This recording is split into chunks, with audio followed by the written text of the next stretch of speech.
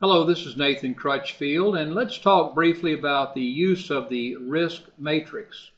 The risk matrix or risk assessment matrix allows us to do a number of things.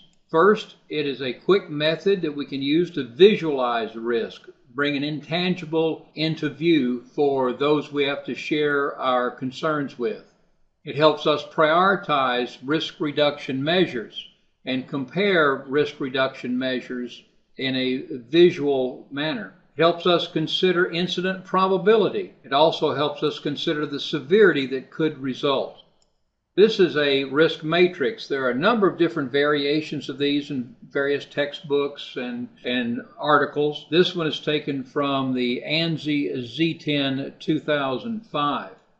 If you'll note on the left column, we have the likelihood of occurrence or exposure and the estimate of potential frequency. This ranges from the bottom left corner of improbable, very unlikely, to remote, not likely to occur, occasional, likely to occur at some time, probable, likely to occur several times, to frequent, which is likely to occur repeatedly.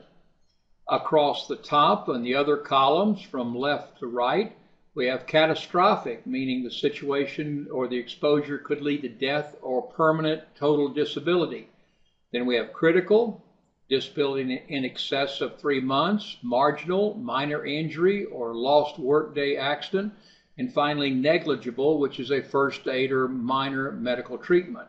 The intersection of the potential severity and the potential frequency gives us a rating. In this case, we've assumed a particular situation is probable. In other words, the exposure is likely to occur several times. We believe from our discussions with employees and others that, and study of our loss history, that it could result in a disability in excess of 3 months. By using the matrix, we identify we have a high risk and we don't believe the operation should be permitted until controls are put into place or alternatives developed. We may develop our alternatives and we can then reassess our risk. In this case, we might assume that we have changed the risk to being remote, not likely to occur, and that the severity would be marginal. This gives us a medium risk, where we can take remedial action at the appropriate time.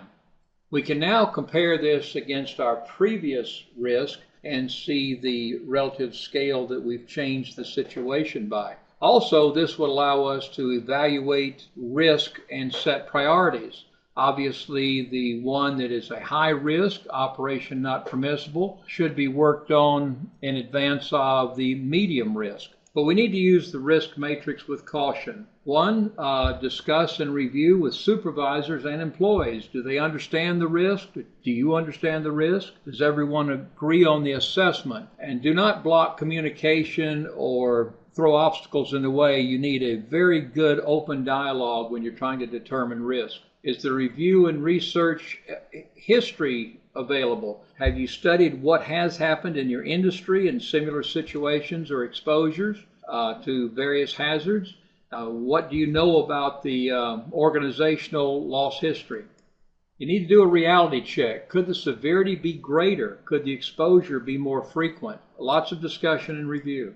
Finally, the matrix only gives a relative way to set priorities and rank order risk. This is not set in concrete.